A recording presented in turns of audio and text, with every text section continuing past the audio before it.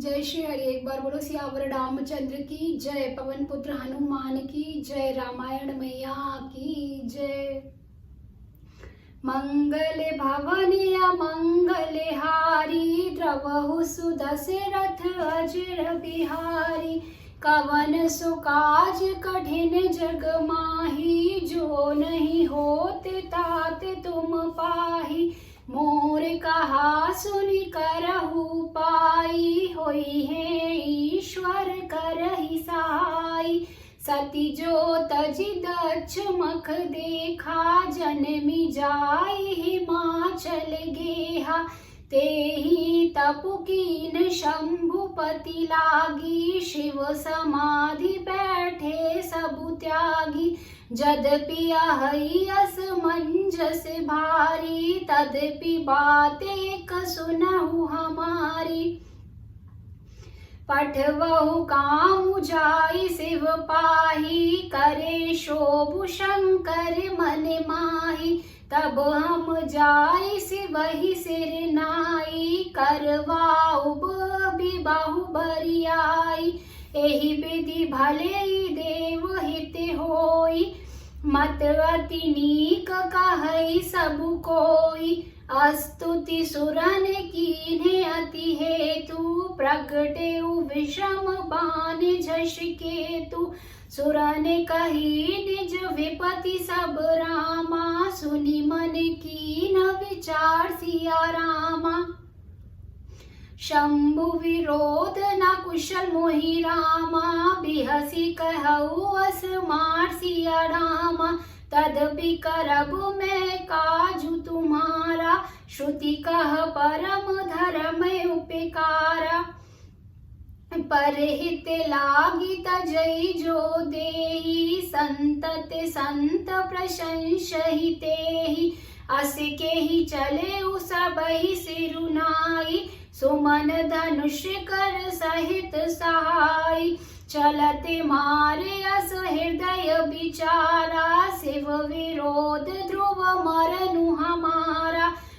तब आपने प्रभाव विस्तारा, निज बस कीन सकल संसारा।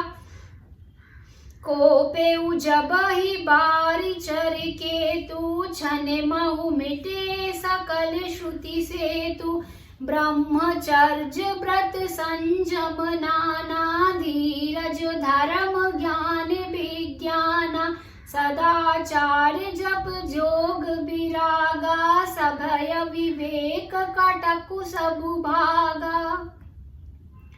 भागे विवेकु सहाय सहित, सो सुभट सुजंग महि मुरे।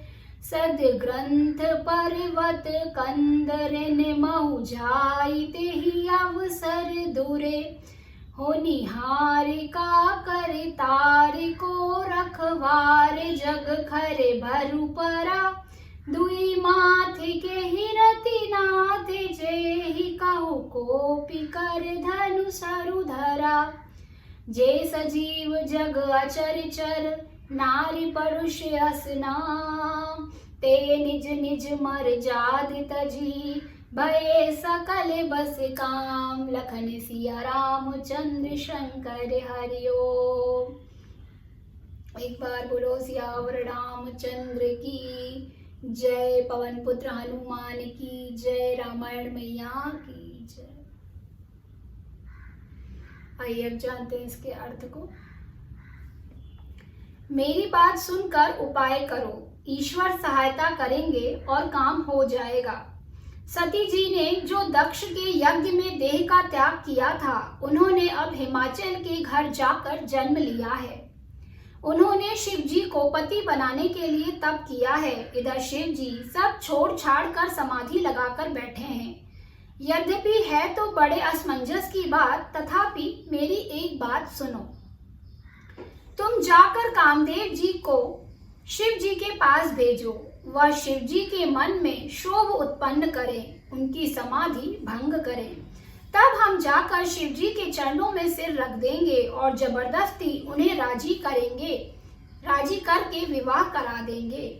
इस प्रकार से भले ही देवताओं का हित हो और तो कोई उपाय नहीं है। सबने कहा, यह सम्मति बहुत अच्छी है। फिर देवताओं ने बड़े प्रेम से स्तुति की।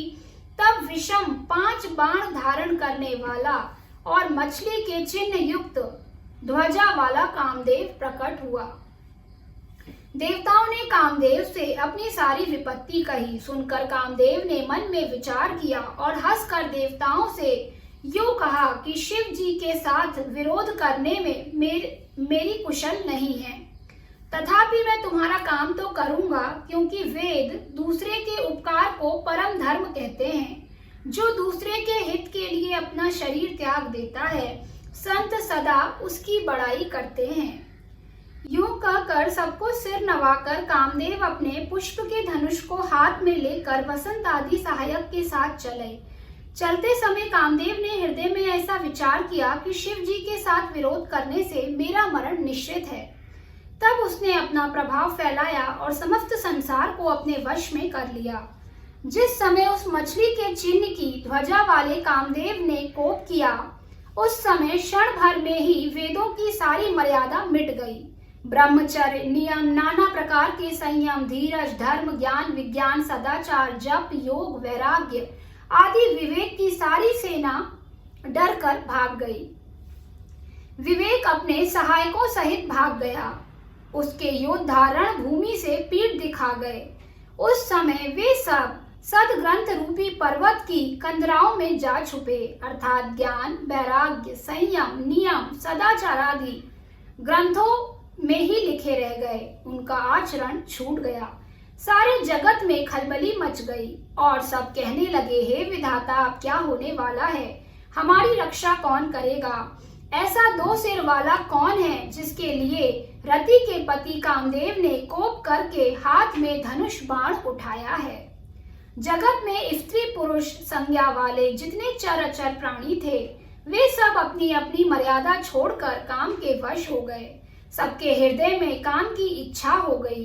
लताओं बेलों को देखकर वृक्षों की डालियां झुकने लगी। नदियां उमड़ उमड़ कर समुद्र की ओर दौड़ी और ताल तलैया भी आपस में संगम करने मिलने जुलने लगी। एक बार बोलो सियावर रामचंद्र की जय, रामायण मैया की जय। सभी जोर से बोलेंगे, जय श्री राम, जय श्री राम, जय जय श्री राम। नमः पार्वती पते, हर हर महादेव।